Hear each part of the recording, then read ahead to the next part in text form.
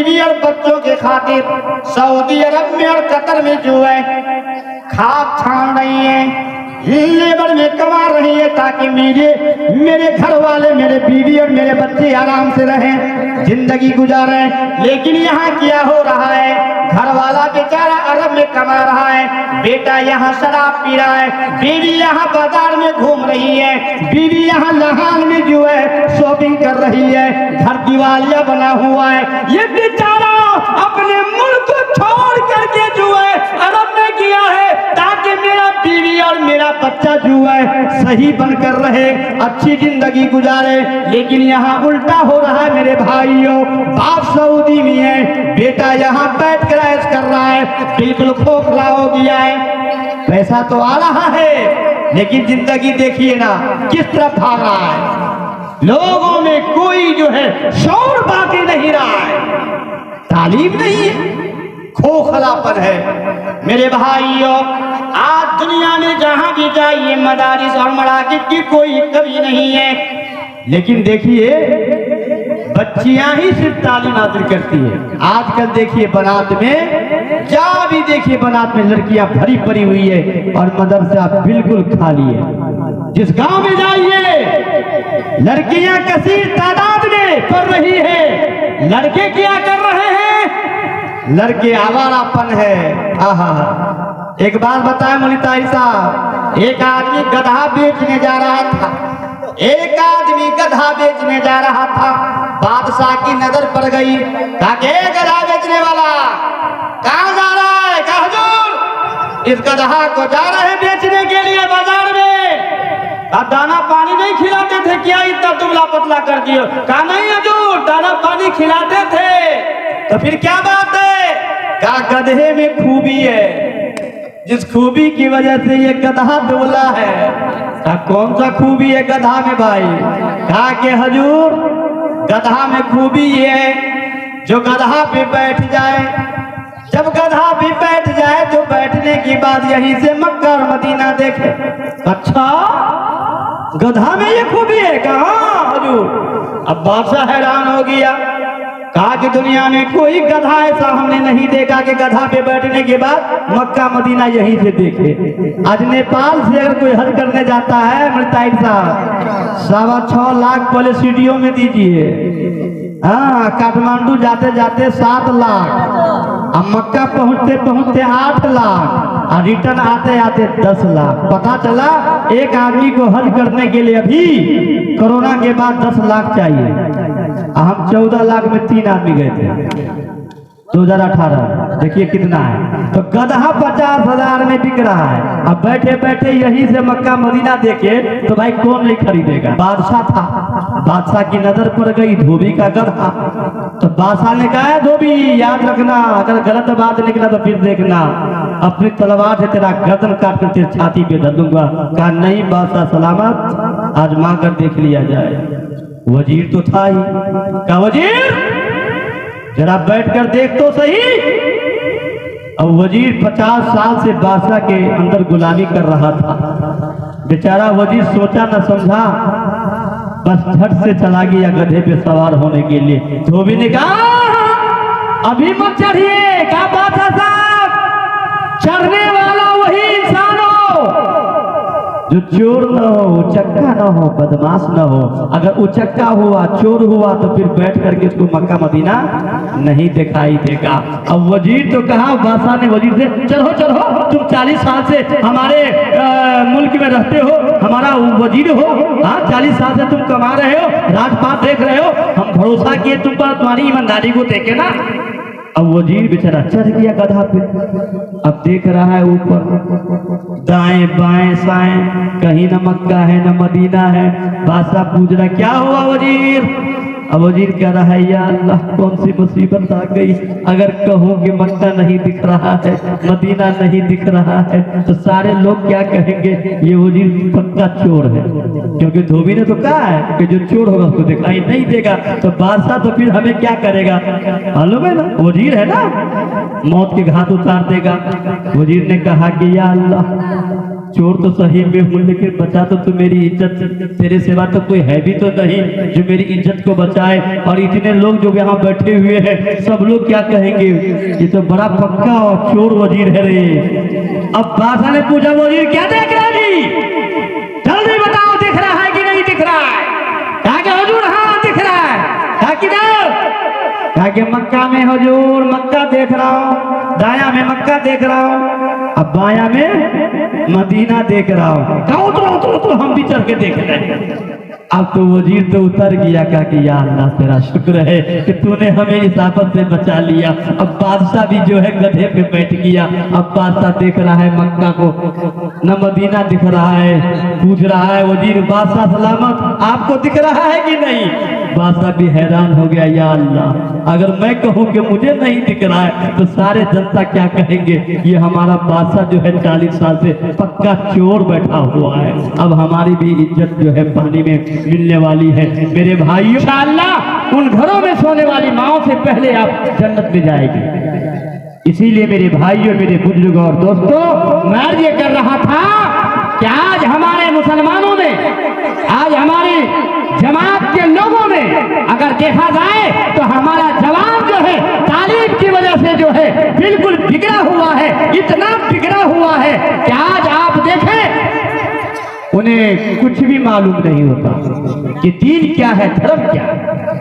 मेरे भाइयों, हम जिस दीन से जुड़े हुए हैं उस दीन का पहला चैप्टर है इक़रा बिस्मि रब्बिकल लज़ी खलक़, पढ़िए उस रब के नाम से जिसने आपको पैदा किया, है कि नहीं है?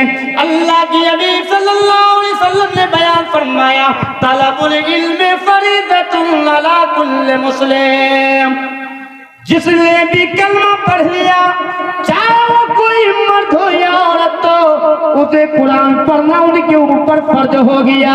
कयामत के दिन अल्लाह की कसम में कोई पूरा ये नहीं कहेगा कि या अल्लाह जब मैं अरनामा में पैदा हुआ था वहाँ मदरसा नहीं था, कोई माँ ये नहीं कह सकती है अल्लाह से कि या अल्लाह जब मैं पैदा हुई थी तो हमारे गांव में न मस्जिद था, न मदरसा था, न मौलवी था। अल्लाह को अगर कोई कहेगा कि या अल्लाह हम जब पैदा हुए थे तो मदरसा ही नहीं था, मस्जिद नहीं था, तो अल्लाह तो ये भी तो कर सकता है जब तुम पैदा हुए थे तो मकान भी नहीं था, जब तुम पैदा हुए थे तुम्हारे दरवाजे पे मोटरसाइकिल भी नहीं था, लेकिन तुमने मकान को बनाने के लिए तुमने नेपाल को छोड़कर कतर में 10 साल रहा, सऊदिया में तूने बीवी को छोड़ करके 20 साल जिंदगी गुजारा, तुमने 20 साल जो है अरब के रेगिस्तानों में रहकर तुमने गांव में मकान बना लिया, लेकिन तुमने बुढ़ापे में जो है मस्जिद में जुमा पढ़ने के बावजूद तुमने 1 महीना मौलवी साहब से बैठकर तुमने कुरान पढ़ना तूने नहीं सीखा। अल्लाह की कसम में दुनिया में अगर सबसे ज्यादा हल्का, अगर कोई तालीम हासिल करने में आसान है, अगर कोई पीठ पढ़ना आसान है तो कुरान है। कुरान आप पढ़िए 1 महीना किसी आलिम से बैठ करके, अल्लाह की कसम है कुरान आपको पढ़ना आ जाएगा।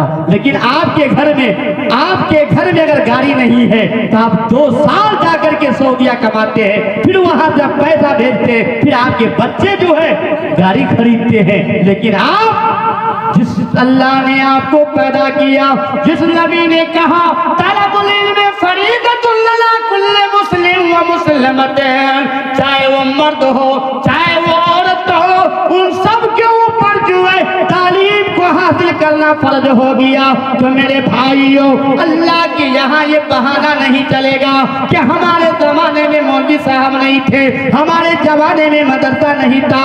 ओ लोगों, आज भी वक्त है, अगर आपकी आंखों में रोशनी बाकी है, अगर आपके पैरों में अभी सकत बाकी है, अगर आपके जबान में गोयाई बाकी है, तो आज जाओ मौलाना अब्दुल्ला से राब्ता करो कि मौलाना अब्दुल्ला साहब, अल्लाह ने हमें पैदा किया है जिस दीन में, जिस धर्म में, उस धर्म में सबसे पहले कहा गया है कि पढ़ना सीखो, हल चलाना नहीं सीखो, गाड़ी चलाना सीखो नहीं कहा।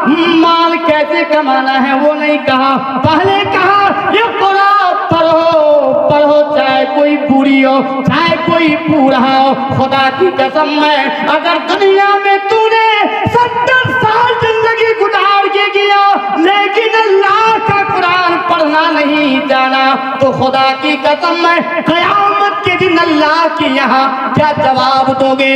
या अल्लाह 70 साल तूने मुझे दुनिया में जिंदगी दिया, मैं बहुत ही कमाया, मैंने बहुत ही जो है दुनिया के लोगों से हमने मुलाकातें किया, लेकिन अल्लाह का भेजा हुआ कलाम तुमने अगर पढ़ना नहीं सीखा तो खुदा की कसम में दुनिया में भी तुम्हारे लिए कोई फायदा नहीं और आखिरत में तो और ही फायदा नहीं है तुम्हारे लिए। इसीलिए मेरे भाइयों इन तमाम चीजों को हमें इसके ऊपर हमें सोचना चाहिए, इन तमाम बातों के ऊपर हमें गौरव खौज करना चाहिए। वो नबी जनाबी मोहम्मद रसूलुल्लाह सल्लल्लाहु अलैहि वसल्लम के बारे में हमारे हिंदू भाइयों की यहाँ भी एक मंत्र आया है जिस मंत्र को कहा गया अनकही मंत्र। अनकही मंत्र एक जगह आया ब्रह्म सूत्र मान, जब किसी ब्राह्मण के यहाँ कोई मरता है तो मरने से पहले वो ब्राह्मण के कान में ये मंत्र पढ़ के फूंक देता है। कितनी बड़ी बात है। ओम नमः हरले पापम ईश्वर नाम परम द्रम द्रम्य कुंड की प्राप्त होती तू जब बिना महामदमा। कितना बड़ा अकीदा उनके यहाँ मौजूद है। उनके यहाँ आज भी हमारे ब्राह्मण भाई इस मंत्र को अपने परिवार के लोगों में कान में ये पढ़ कर दे देता है कि भाई ये मंत्र मैं तुम्हें पढ़ा कर सुना देता हूँ, तुम भी धीरे धीरे अपने जबान से रट लो। ओम नमः हरे बाबा। ऐ मेरे भाई ओम कहो, अल्लाह कहो, ईश्वर कहो, हरे पापा तुम्हारा पाप खत्म हो जाएगा। इल्ले लम्मा पिरम पिदम जन्म में कुंड की प्राप्त होती तू जब बिना मोहम्मद महा। मरने की बाद अगर तू जन्नत में जाना चाहता है, अगर तू स्वर्ग में जाना चाहता है, अगर तू जन्नत में दाखिल होना चाहता है तो जब बिना मोहम्मद का नाम ले लो, मोहम्मद का नाम जप लो। श्रीमद् भगवत गीता खोलिए, पहला मंत्र लिखा हुआ है ओम इत्तिकांचरम बरहमन मनुष्मरण जाति पर जाए परमागति महा। ये पहला मंत्र है श्रीमद् भगवत गीता। ये पहला चैप्टर बता रही है कि दुनिया के लोगों, ऐ दुनिया के मनुष्य हो जो भी धरती पर रह गए हो, ओम नित्यकांक्षरम ओम का नाम ले लो। ब्रह्मन मनुष्य मरना, मरने के बाद अगर तुम वैकुंठ में जाना चाहता है, अगर तू परमा गति में जाना चाहता है तो मोहम्मद का रास्ता इख्तियार कर ले। ओ लोगों, आज हम मुसलमान हैं कि नबी का कलमा पढ़ने के बावजूद भी आज हमारा ईमान जो है अल्लाह उसके रसूल पर नहीं रहा। देखिए ना बेबिया जी क्या लिख रही है, अज्ञान हेतु कीर्त मोहम्मदाधिकारम ना संविधायम हिंदू तदु विवेक कहा। अज्ञान वो आएगा ज्ञानी आदमी जो अंधकारम, जो पाप को नष्ट करेगा। अल्लाहु अकबर। आज हम मुसलमान इससे कई कोस दूर है मेरे भाइयों। आज हम तो कलमा पढ़ते हैं लेकिन हमारा ईमान जो है आज इतना सस्ता ईमान हो गया है कि आज एक चाय की दुकान पे मुसलमानों के ईमान को बेचा जा रहा है, खरीदा जा रहा है। मुसलमान इतना सस्ता हो गया है, मुसलमानों का ईमान। खुदा की कसम में आज तुम चाय पे एक मुसलमान के ईमान को खरीद सकते हो, लेकिन देखिए ना, देखिए ना बेबिया जी ने क्या लिखा है, चतुर्बुतिर्बुतु करिशियामी कलिचियमहा। उस मोहम्मद के मानने वाले 4 आदमी होंगे। आहा, जो बहुत ही बड़ा ईमानदार होगा, बहुत ही बड़ा पक्का मुसलमान होगा। चार साथियों का नाम लिया गया है। इस्लाम में कौन नहीं जानता है मोहम्मद के चार साथी, उमर, अबू बकर, उस्मान, अली, ये चार साथी है। कितनी बड़ी तारीफ की बात है मेरे भाइयों। आज हम हैं क्या, आज हम कलमा पढ़ने के बावजूद, आज हम ला इलाहा इल्लल्लाह मुहम्मदुर रसूलुल्लाह कहने के बावजूद आज हमारा ईमान जो है इससे कहीं दूर बाहर गया हुआ है। सुनिए ना मेरे भाइयों, आज लोग कहते हैं कि मौलवी साहब आप नहीं देखते कि हम नमाज भी पढ़ते हैं, हम दाढ़ियां भी रखे हुए हैं, है कि नहीं है? तो मेरे भाइयों, अभी जहल भी दाढ़ी रखता था, अभी जहल भी खाने काबा का तवाफ करता था, अभी जहल भी मक्के में रहता था, लेकिन मोहम्मद रसूलुल्लाह का बहुत ही बड़ा दुश्मन है ये अभी जहल। इतना बड़ा दुश्मन होने के बावजूद खाने काबा का तवाफ कर रहा है। एक सरदार ने आके पूछा, अबू जहल, क्या हाँ पूछिए क्या बात है? अब सरदार है। कहा कि अबू जहल जरा बताइए मोहम्मद के बारे में आपका क्या ख्याल है? अब कौन नहीं जानता है कि अबू जहल कितना बड़ा दुश्मन नबी का, खाने काबा का तवाफ कर रहा है।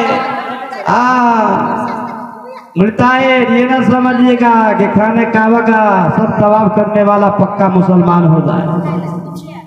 हाँ, अबू जहल भी खाना काबा का तवाफ कर रहा है, चेहरे पे दाढ़ियां भी रखे हुआ है, लेकिन पूछा जा रहा है, ऐ अबू जहल बता नबी के बारे में तेरा क्या ख्याल है? अबू जहल ने क्या जवाब दिया? ये बात इस वक्त पूछ रहे हो काबे में पूछ रहे हो? कहीं और होते तो पूछते, लेकिन मौलवी ताहिर साहब आज झूठा को अगर पहचानना हो तो मस्जिद में अगर कसम खाए तो समझिए कि बड़ा झूठा है। हाँ, अभी जहल देखिए क्या कह रहा है। आज दुनिया में लोगों जो जितना बड़ा झूठा हो, जो जितना बड़ा जो है बेईमान हो, आज देख लीजिए वो मदरसे का सेक्रेटरी बना हुआ है, कोई खजांची बना हुआ है, कोई सदर बना हुआ है, लेकिन ये अभी जहल कलमा नहीं पढ़ता है, मोहम्मद रसूलुल्लाह का गुणगान नहीं करता है, लेकिन खाना काबा का तवाफ कर रहा है। कहा जा रहा है कि अबू जहल ये बता अबू जहल मोहम्मद के बारे में तुम्हारा क्या कहना है? अबू जहल ने कहा, इस वक्त पूछते हो काबे में झूठ नहीं बोलता। मा वजदना इल्ला वजदतु सादिकुल अमीन। अबू जहल ने कहा काबे में, ये पूछने वालों सरदारों जब काबे में पूछ रहे हो, अल्लाह की कसम में मोहम्मद जैसा अमानतदार सच्चा इंसान धरती पे किसी को हमने देखा ही नहीं। तो कहा फिर कलमा क्यों नहीं पढ़ लेते हो? तो कहा कभी मिन्ना वजीर व मिनहुम वजीर, कबू अबू तालिब के खानदान में कोई मिनिस्टर बनता था, कभी